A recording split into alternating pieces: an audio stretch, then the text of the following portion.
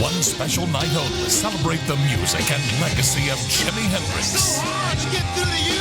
Experience Hendrix, a who's who of music greats performing the music of Jimi Hendrix together live. Well, I think as far back as I can remember, I have listened to Jimi Hendrix's music. You know, my dad was in radio, so I grew up listening to all kinds of music, and he obviously played plenty of Jimi Hendrix's music on the radio and around the house when I was a kid. One of the first songs that I learned to play on guitar was Purple Haze. I think that's actually a song that a lot of, at least if it's not one of your first songs you learn, it's definitely probably the first Jimi Hendrix song that you learn on guitar.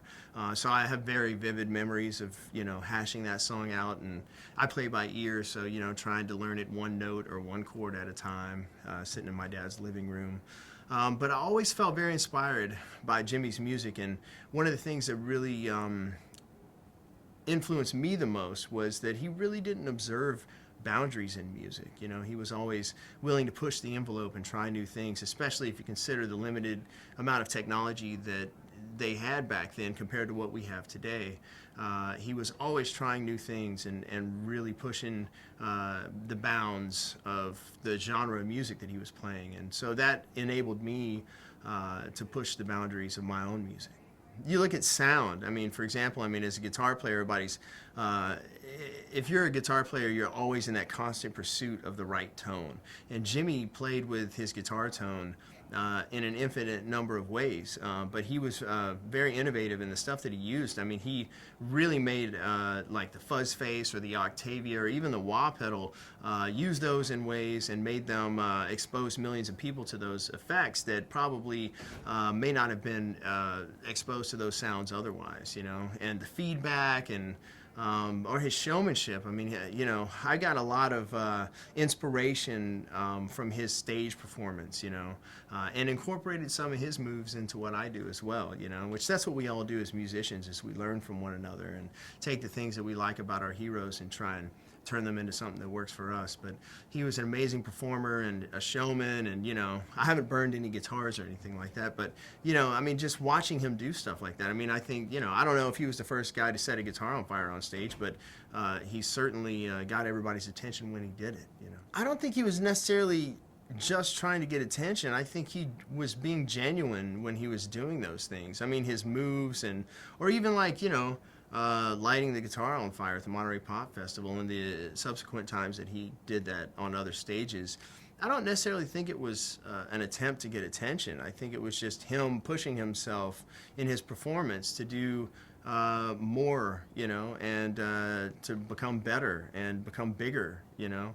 And also, you know, I think, I mean, before he burned that, one of those guitars, which is on display at the EMP, that's in many pieces, one of the guitars that he destroyed on stage, he wrote, you know, a poem on the back of a tribute, if you will, on the back of the guitar, but like he was going to sacrifice it. He wrote it like this love letter, you know, before he was going to destroy it, you know. So, I mean, it wasn't like, you know, let me see how many eyebrows I can raise. It was like he put some serious effort into all of this, you know, and I think he wanted to put on a great show, and I think it was genuinely who he was as an artist. You know, Hendrix, I think more than once has been voted as the #1 guitar player in the world. So, I mean, it's obvious, I mean, just by looking at that, because I voted for him in the last round, and so, you know, the people that were voting were professional musicians, and so he was voted #1 by other professional musicians. So, I mean, that'll tell you that the kind of influence and impact that his music has had with other players in the industry, and I mean, continues to do so as well. I mean, you look at somebody like myself, I wasn't alive when Jimi Hendrix passed away, so, but his music has had a tremendous impact on the sound of my music and the way that I write songs and the way that I compose my material. A lot of his musical influence is found in everything that I do. So, and I've heard a lot of songs and a lot of bands and a lot of different genres, everything from alternative to hard rock and heavy metal, and you know, that have, when I can hear a chord change and I go, they got that from Jimi Hendrix, you know. And there's several of my songs where I'm sure you could do the same. Come on. People talking, but they just don't know. It's in my heart and why I love you so. Love you, baby, like a mine of love's gold. Come on, baby, let the good times roll. Yeah, baby, come on. Yeah, come on now. Yeah, baby, come on now. Come on, baby. Let the good times roll. So many people live in make-believe.